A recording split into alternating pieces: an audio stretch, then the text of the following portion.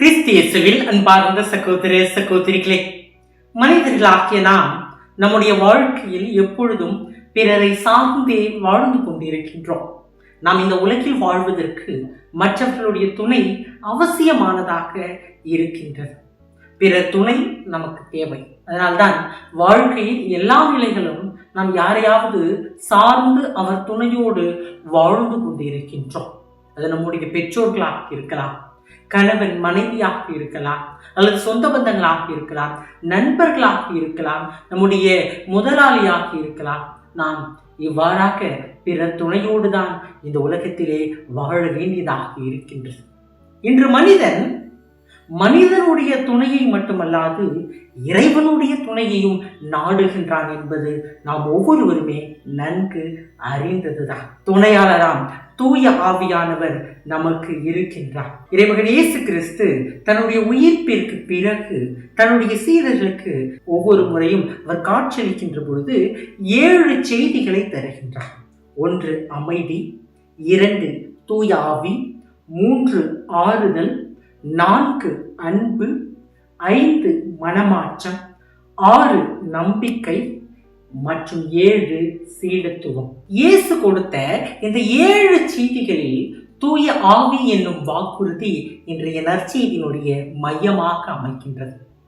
தூய ஆவி என்னும் துணையாளர் நம்முடைய வாழ்க்கையில் துணையாக்க வாழ்வின் ஒவ்வொரு நிலையிலும் வருவார் என்பதை இறைமைந்தன் இயேசு கிறிஸ்து நமக்கு எடுத்துரைக்கின்றார். இறைமகன் இயேசு கிறிஸ்துவின் பிறப்பு, பணிவாழ்வு, இறப்பு மற்றும் உயிர்ப்பு என அனைத்திலும் தூய ஆவியின் பிரசன்னம் மற்றும் துணை இருப்பதை நாம் பார்க்கின்றோம். இயேசுவினுடைய பிறப்பிலே தூய ஆவியானவர் இருக்கின்றார். இறைமகன் இயேசு கிறிஸ்து இந்த மண்ணுலகில் மனித ஊர் எடுப்பதற்கு அடிப்படையாக இருந்தது தூய ஆவியானவர் தான். வானதூதர் மரியாவுக்கு மங்கள வார்த்தை கூறிய போது இது எப்படி நிகழும், நான் கன்னி ஆயிற்றே என்று அன்னை மரியா வானதூதரிடம் கூறிய போது, தூய ஆவி உன் மீது வரும், உன்னத கடவுளின் வல்லமை உன் மேல் நிழலிடும், ஆதலால் உம்மிடம் பிறக்க போகும் குழந்தை தூயது, அக்குழந்தை இறைமகன் எனப்படும். லூக்கா நற்செய்தி 1வது அதிகாரம் 35வது வசனம். ஆக இயேசுவின் பிறப்புக்கு தூய ஆவியே காரணமாக இருக்கின்றார். இயேசுவினுடைய பணி வாழ்வினுடைய தொடக்கத்திற்கும் அடித்தளமாக இருப்பது இந்த தூய ஆவியானவர் தான். அதனால் தான் இயேசு திருமுழுக்கு பெற்ற பொழுது தூய ஆவியார் புறா வடிவில் தோன்றி அவர் மீது இறங்கி, என் அன்பார்ந்த மகன் நீயே, உன் பொருட்டு நான் பூரிப்படைகின்றேன் என்று வானத்திலிருந்து ஒரு குரல் ஒலித்ததையும் நாம் பார்க்கின்றோம். இயேசு தனது பணிவாழ்வை துவங்குவதற்கு தூய ஆவியே அடித்தளமாக இருக்கின்றார் என்பதை இது நமக்கு சுட்டி காட்டுகின்றது. பணிவாழ்வின் தொடக்கத்தில் மட்டுமல்ல, பணிவாழ்வு முழுவதுமே தூய ஆவியினுடைய பிரசன்னம் நிறைந்திருந்தது. அதனால்தான் இயேசு பாலை நிலத்திற்கு தூய ஆவியால் அழைத்து செல்லப்பட்டார். லூக்கா நற்செய்தி 4வது அதிகாரம் 1வது வசனம். இயேசு பணிவாழ்வின் தொடக்கத்தில் தொழுகை கூடத்தில் இறைவாக்கினர் எசையாவின் சுருளேட்டை எடுத்து வாசித்த போது, ஆண்டவருடைய ஆவியின் மேல் உள்ளது, ஏனெனில் அவர் எனக்கு அருட்பொழிவு செய்துள்ளார் என்று வாசித்ததை நாம் பார்க்கின்றோம். லூக்கா நற்செய்தி 4வது அதிகாரம் 18வது வசனம். இவ்வாறாக தூய ஆவியின் பிரசன்னம் இறைமகன் இயேசு கிறிஸ்துவினுடைய பணிவாழ்வு முழுவதிலும் இருப்பதை நாம் பார்க்கின்றோம். ஒவ்வொரு முறையும் அவர் தூய ஆவியின் துணையோடு நோயாளிகளை குணப்படுத்துவதை நாம் பார்க்கின்றோம். அதனால்தான் கடவுளால் அனுப்ப பெற்றவர் கடவுளின் வார்த்தைகளை பேசுகிறார், கடவுள் அவருக்கு ஆவிக்குரிய கொடைகளை அளவின்றி கொடுக்கின்றார் என வாசிக்கின்றோம். யோவான் நற்செய்தி 3வது அதிகாரம் 34வது இறைவசனம். கடவுள் ஆவிக்குரிய கொடைகளை அவருக்கு வழங்கி இருக்கின்றார். அந்த ஆவியின் பிரசனம் அவரது வாழ்க்கை முழுவதும் நிறைந்து இருக்கின்றது. இயேசுவினுடைய பிறப்பு, பணி வாழ்வு மட்டுமல்லாது அவரது இறப்பிலும் தூய ஆவியின் பிரசனம் இருப்பதை பார்க்கின்றோம். இதைத்தான் எபிரேயருக்கு எழுதிய திருமுகத்திலே 9வது அதிகாரம் 14வது இறைவசனத்தில், ஆனால் கிறிஸ்துவின் இரத்தம் வாழும் கடவுளுக்கு நாம் வழிபாடு செய்யுமாறு சாவுக்கு அழைத்து செல்லும் செயல்களிலிருந்து நம் மனச்சான்றை எத்துணை மிகுதியாய் தூய்மைப்படுத்துகின்றது. ஏனெனில் என்றுமுள்ள தூய ஆவியினால் தம்மைத்தாமே கடவுளுக்கு மாசற்ற பலியாக கொடுத்தவர் அவரே என்று கூறப்பட்டிருக்கின்றது. இது தூய ஆவியினாலே அவர் தன்னை முழுவதுமாக சிலுவையில் ஒப்புக் கொடுத்தார் என்பதை நமக்கு எடுத்து காட்டுகின்றது. அதனால்தான் இறைமகன் இயேசு கிறிஸ்து சிலுவையில் தன் உயிரை ஒப்படைக்கும் பொழுது, தந்தையே உன் கையில் என் ஆவியை ஒப்படைக்கிறேன் என்று கூறுகின்றார். லூக்கா நற்செய்தி 23வது அதிகாரம் 46வது வசனம். அன்பார்ந்தவர்களே, இறப்பில் மட்டுமல்ல, இயேசுவினுடைய உயிர்ப்பிலும் இந்த ஆவியானவர் இருக்கின்றார். மேலும் இறந்த இயேசுவை உயிர்த்தெழ செய்தவரின் ஆவி உங்களுக்குள் குடிக்கொண்டிருந்தால் கிறிஸ்துவை உயிர்த்தெழ செய்த அவரே உங்களுள் குடிக்கொண்டிருக்கும் நம் ஆவியினாலே சாவுக்குரிய உங்கள் உடல்களையும் உயிர் பெற செய்வார். ரோமையருக்கு எழுதிய திருமுகம் 8வது அதிகாரம் 11வது வசனம். மனித இயல்போடு இருந்த அவர் இறந்தார் எனினும் ஆவிக்குரிய இயல்புடையவராய் உயிர்த்தெழுந்தார். 1 பேதுரு 3வது அதிகாரம் 18வது வசனம்.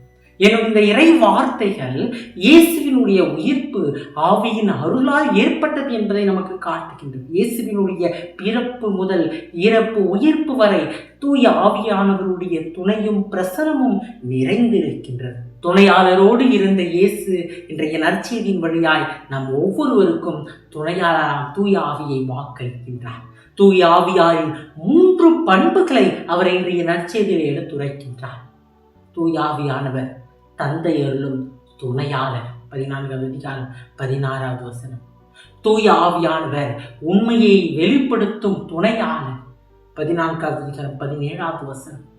அவர் நம்மோடு தங்கியிருக்கும் ஆவியானவர் துணையாளர்.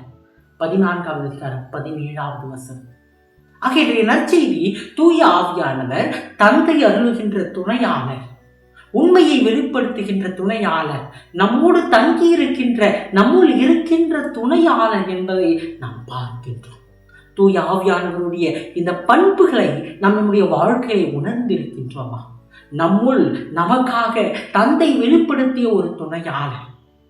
நாம் எப்படி பேச வேண்டும், எப்படி நடக்க வேண்டும், எவ்வாறு செல்ல வேண்டும், நமக்குள் இருந்து நம்முடைய மனசாட்சியாக நம்மை நல்ல வழியிலே உண்மையின் வழியிலே வழிநடத்துகின்ற ஒரு துணையாளர், நம்மோடு எப்பொழுதுமே தங்கியிருக்கின்ற துணையாளர், ஒரு அர்த்தமுள்ள கிறிஸ்தவ வாழ்வை வாழ்வதற்கு உதவுகின்ற ஒரு துணையாளர். அப்பேற்பட்ட துணையாளரைத்தான் இறைமையின் இயேசு கிறிஸ்து உயிர்ப்புக்கு பிறகு தன்னுடைய சீடர்களுக்கு வாக்களித்தார். இன்றைக்கு அவர் நமக்கும் வாக்களித்து அதே ஆவியை நம்முடைய கிறிஸ்தவ வாழ்வில் நமக்காக தந்திருக்கின்றார். இன்றைக்கு அந்த தூய ஆவியானவரை, அந்த துணையாளரை நம்முடைய வாழ்க்கையிலே உணர்ந்து வாழ்ந்து கொண்டிருக்கின்றோமா என்பதை சற்று சிந்தித்து பார்ப்போம். அன்பார்ந்தவர்களே, இந்த துணையாளரிலும் தூய ஆவியை நம்முடைய வாழ்க்கையிலே நாம் எப்பொழுதும் பெற்றுக்கொள்ள நாம் இறை வேண்டலில் முழுமையாக ஈடுபட வேண்டும். இதைத்தான் இன்றைய முதல் வாசகத்திலே நாம் பார்க்கின்றோம். திருத்துதர்களால் பேதுருவும் யோவானும் தூய ஆவியை பெறுவதற்காக அனுப்பப்பட்டு தங்களுடைய இறை வேண்டலின் வழியாக சமாரியருக்கு இந்த துணையாளரால் தூய ஆவியானவரை அவர்கள் பெற்றுத் தருவதை நாம் பார்க்கின்றோம். இன்றைக்கு நாமும் நம்முடைய வாழ்க்கையிலே துணையாளராம் தூய ஆவியானவரை பெற்றுக்கொள்ள இறை வேண்டலில் நம்மை முழுவதுமாக உட்படுத்த அழைப்பு பெறுகின்றோம். கலாத்திற்கு எழுதிய திருமுகம் 5வது அதிகாரம் 22 முதல் 23 வரை உள்ள அந்த இறை வார்த்தைகளிலே, ஆனால் தூய ஆவியின் கனியோ அன்பு, மகிழ்ச்சி, அமைதி, பொறுமை, பரிவு, நன்னயம், நம்பிக்கை, கனிவு, தன்னடக்கமாகும். 2ஆம் வத்திக்கான் சங்க ஏடுகள் எங்கெல்லாம் இந்த உலகத்திலே நன்மை இருக்கின்றதோ, தூய ஆவியானவருடைய கனிகள் நிறைந்திருக்கின்றதோ, எங்கெல்லாம் அவை வெளிப்படுகின்றதோ அங்கெல்லாம் தூய ஆவியானவர் இருக்கின்றார் என்று குறிப்பிடுகின்றது. அவன் பார்த்தவர்களே, எங்கெல்லாம் நன்மைத்தனம் இருக்கின்றதோ, நல்லது பயக்கப்படுகின்றதோ அங்கெல்லாம் தூய ஆவியானவர் இருக்கின்றார். ஆகிய இந்த உலகெங்கும் தூய ஆவியானவர் நிறைந்து இருக்கின்றார். நாம் ஒவ்வொருவருமே தூய ஆவியின் ஆலயங்களாக வாழ்ந்து கொண்டிருக்கின்றோம். திரு அவையின் திருவருட்சாதனங்களின் வழியாக தூய ஆவியானவரை நாம் பெற்று வாழ்ந்து கொண்டிருக்கின்றோம். ஆனால் பல நேரங்களிலே இதை நாம் உணராமல் வாழ்ந்து கொண்டிருக்கின்றோம். துணையாளர் என்னும் தூய ஆவியானவர் நம்முள் இருக்கின்றார், நம்மோடு இருக்கின்றார், நம்மை சுற்றிலும் இருக்கின்றார் என்பதை நாம் உணர்ந்து வாழ திருத்துதர்கள் போல இறை வேண்டலில் நாம் நிலைத்திருக்க வேண்டும். துணையாளராம் தூய ஆவியானவரோடு நம் வாழ்க்கை பயணத்தை நாம் தொடர வேண்டும். அப்பொழுது நம்முடைய கிறிஸ்தவ வாழ்வு இயேசுவில் நிறைந்த ஒரு வாழ்வாக, இறை ஆட்சியை நோக்கிய ஒரு வாழ்வாக, தூய ஆவியானவரின் துணையோடு நாம் பயணிக்கின்ற ஒரு வாழ்வாக அமையும். இறைவன் நம் ஒவ்வொருவரையும் ஆசீர்வதிப்பார்.